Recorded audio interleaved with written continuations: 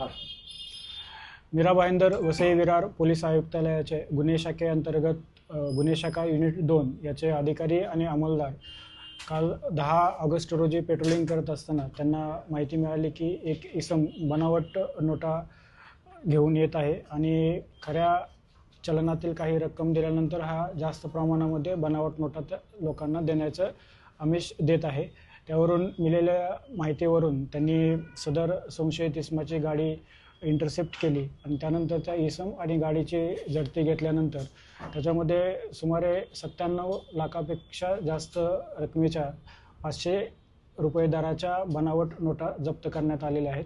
सदर प्रकरणी Mandvi police station इथं गुन्हा दाखल करण्यात आलेला आहे। एक आरोपीला अटक करण्यात आलेली आहे आणि गुन्हे शाखा युनिट 2 यांच्या वतीनं गुन्ह्याचा अधिक तपास चालू आहे। आरोपी हा कोण आहे आणि याने कुठून नोटा आणलेला, कितीला विकत आणि कुठं विकत होता? आरोपी हा स्थानिक रहिवासीच आहे मांडवी परिसरातील आणि त्याच्या म्हणण्यानुसार यातील निष्पन्न आरोपी क्रमांक 2 यांनी या नोटा त्याला विकण्यासाठी किंवा याच्यासाठी दिलेल्या होत्या। कितीला विकण्याचं होतं? साधारणतः त्यांच्या 1 करोडच्या नोटा 30 लाख रुपयाच्या आसपास खऱ्या ज्या नोटाच्या बदल्यामध्ये देण्याचं ते लोकांना आमिष दाखवत होते। हा पाटील हा कोण आहे जो आरोपी आहे?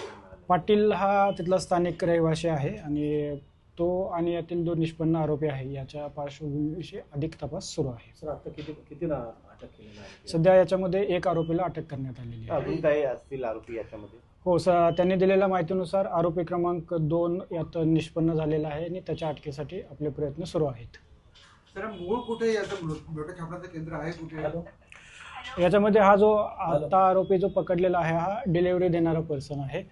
तर याचं नेमकं या कुठून तयार करत होत्या आणि कोणाकडून आणत होते हा आरोपी क्रमांक 2 अटक झाल्यानंतर आपल्याला पुढे अधिक लीड मिळेल। याचं कुठे गुजरात कनेक्शन वगैरे काही आहे का? सध्या आपल्याकडे आरोपी क्रमांक 2 जोपर्यंत अटक होत नाही तोपर्यंत पुढे आपल्याला लीड मध्ये काही सांगता येईल। नोटांचा वापर कुठे केला जायचा? सध्या तर ते गिरायक शोधायचे की ज्यांना या अशा प्रकारच्या बनावट नोटा हव्या आहेत, मग ते नोटांच्या बंडलमध्ये टाकून किंवा इतर कुठल्याही कारणासाठी त्याचा वापर करू शकत असतात। प्रिंटिंग प्रेस कुठे होती? तो आपला तपासाचा भाग आहे। मी मगाशी सांगितलं की आपण एकच आरोपी सध्या अटक केलेला आहे जो डिलिव्हरी देण्याचं काम करत होता।